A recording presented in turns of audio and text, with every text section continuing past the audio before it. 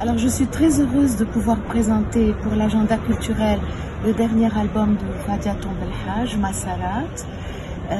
Masarat, ça veut dire parcours.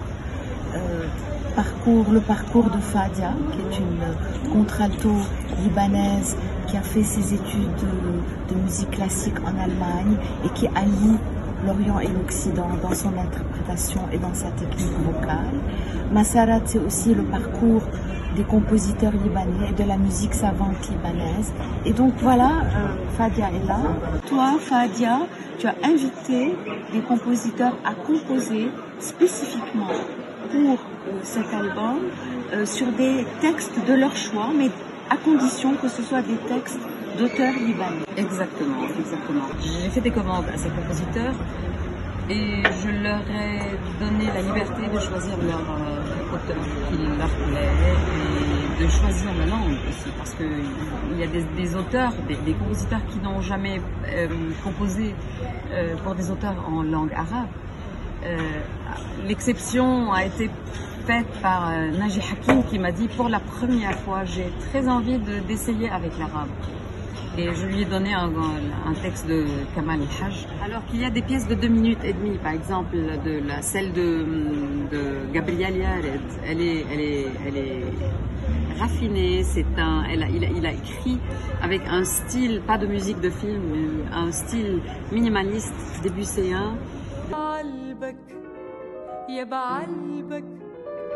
Oui, j'aurais bien voulu trouver plus de compositrices. J'aurais pu. J'ai avec moi Joël Khouri, Mouna Ahtab, Violin Prince et Bouchra Turk. Sa composition n'était pas une commande. Je l'ai trouvée, je l'ai écoutée.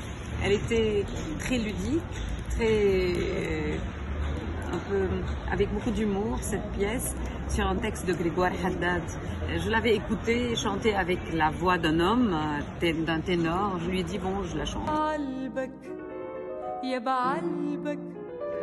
On peut parler de technique occidentale, orientale à la fois, parce que moi je suis formée en Occident et j'ai une tenue de voix qui est occidentale, la façon de respirer, là où je fais le passage de la voix entre le bas d'une contralto et le haut d'une mezzo-soprano. J'ai aussi des pièces où je n'ai pas recours à cette technique, qui sont tout à fait arabes, comme les pièces de Marcel Khalife, de Charles Rouhana, aussi de Samir Tomb, mon frère, qui m'a écrit des pièces qui sont plus proches de la chanson libanaise, un peu classique, mais ça reste dans le style libanais.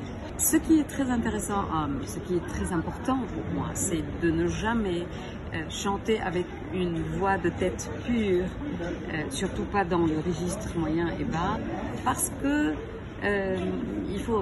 pour moi, il faut absolument respecter la langue, le style libanais, le style arabe, la langue arabe, qui a ses exigences dans la prononciation.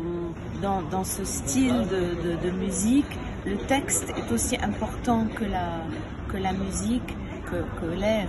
Et ce sont tous des textes ou poétiques ou littéraires de grands auteurs.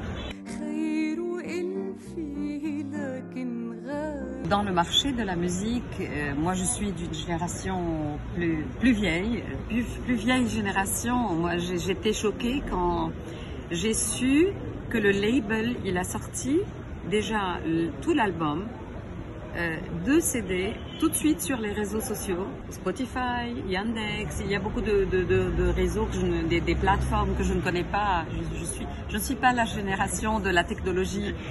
C'est le business du jour. On ne vend presque rien, seulement après les concerts. La culture, on a beaucoup souffert. Nous, les musiciens, les chanteurs, dans la culture surtout, on a fait vraiment un arrêt complet.